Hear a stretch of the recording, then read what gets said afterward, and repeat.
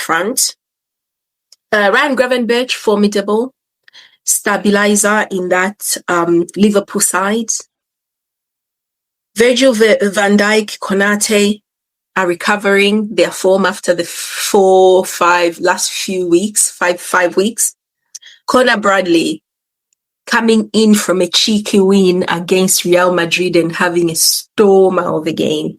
He was absolutely fantastic. For me, Manchester City versus Liverpool is the biggest game of this weekend.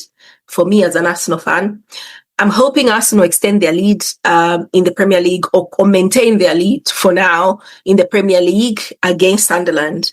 Would have played on the Saturday. These guys are playing on Sunday, right? And I want both of these teams to lose. Let me know if that is a possibility. Maybe while I slept from last weekend, FIFA, whoever has introduced a new rule. But I've got a feeling they haven't. So in the meantime, let us look at the possible lineups as well as my prediction for this match. And I have to be honest. Honestly, I just have to be honest. I watched some of them, most of it actually, all of the Manchester City game in Europe. And I thought they demolished Dortmund. Dortmund tried everything, but they were just too strong, Manchester City. Possible lineups, Donnarumma in goal. This guy, love him. One of my favorite keepers in the world. Loved him at PSG when we were playing last season against them. He did a great job. He was one of the major reasons they won that championship, the Champions League. Live score saying that they're expecting Nunes to be in the back four with John Stones, Gravio, and Nick O'Reilly. This boy is good, eh? Nick O'Reilly is pretty decent. Nico Gonzalez to be that holding midfielder there. Savinho was very exciting on that right, but just did not have the luck. Sometimes you need luck to go past players against Dortmund. He didn't have that.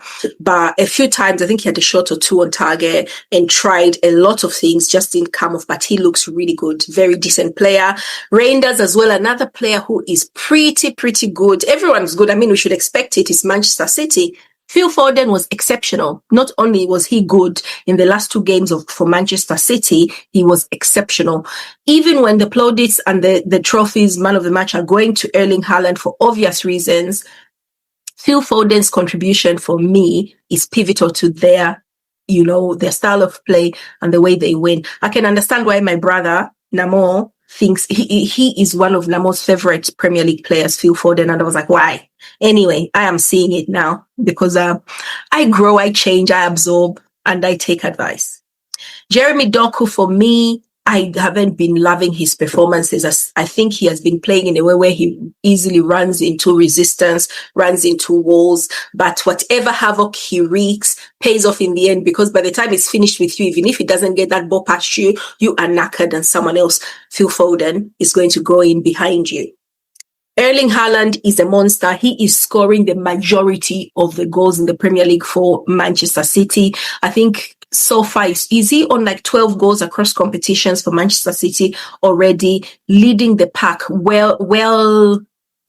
ahead. Anything happens to Erling Haaland and Manchester City will be super worried because they need him fit. He'll go, and teams are playing a high line against these guys. He is so fast. He'll latch on any ball. He'll score from headers. He's an all-round striker. And yeah, he's good. I don't hate him. Well, I do hate him because he doesn't play for my side.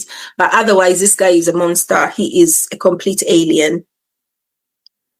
And yeah, he's going to do the job if Konate and Van Dijk are going to be dozy. So yeah, here we go. And let's have a quick look at the expected lineup according to live score.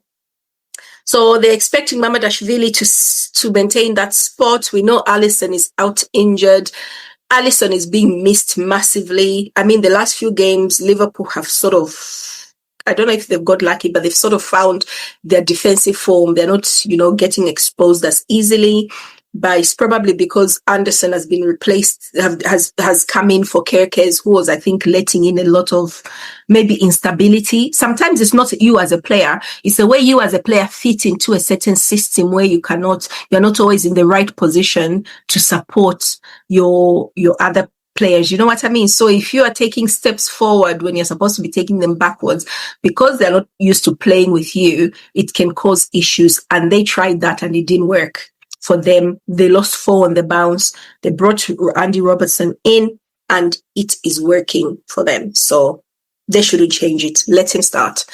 Van Dijk and Konate, these two, we know what they did last season, don't we? They moan, they fight. If things are not going their way, they'll moan, they'll fight, they'll cheat. But it works. So, but I still think the referees have been sort of trained against it this season because it hasn't been as effective.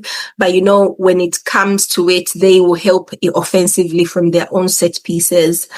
Konate scored a few, Van Dijk has scored a few this season already, and they scored plenty last season, and defensively, they keep things going. Conor Bradley made me laugh against Real Madrid. You had that Vini Jr. trying to like entice him to lunge in and, to try and, test him. And Conor wasn't having any of it. He just said, you know what, dribble yourself if you want, but I'm not buying it. And Vini Jr. had very little success against him. And yeah, it was pretty decent performance. Another one who did really well against Real Madrid. I loved watching him. One of my favorite players for Liverpool. Now, this is not like, a rivalry thing. When you're watching football, even your rivals, there are players you think, wow, this one is a baller. I've watched football from whenever, and you appreciate every single attribute a player has got, despite who they play for. And I can see it in Dominik Szoboszlai. This guy, man, what can't he do? What can't he do? He can help defensively. Offensively, he's a monster. He will take the craziest free kicks. He's very good on those. Awesome player. I thought he was, if it hadn't gone to, who did they give man of the match to in that game? McAllister. He would have been man of the match for the game against Real Madrid. He is sensational. Gravenberch, yeah. When he is playing, forget it. You are going to suffer in that midfield. This guy is solid. They are so lucky to have him there. He looks amazing as well. He looks fabulous. Now, their forward line, you've got Vert. They're thinking Florian Wirtz should be starting there.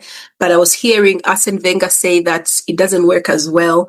So they usually bring him off, blah, blah, blah, blah, blah. But yeah, he like sometimes Arne Slot also needs to be mindful. The way Arteta has played Leandro Trossard through some lackadaisical performances. Like Man City, he wasn't great.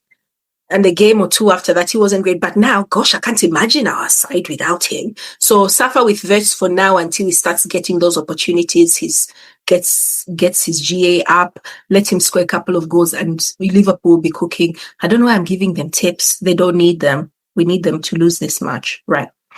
And then you've got Mo Salah on the right, who is not, I don't think he enjoys the way he's played against the way he's played by Arne Slot. He is not being as effective. He's not scoring as many goals as he used to score.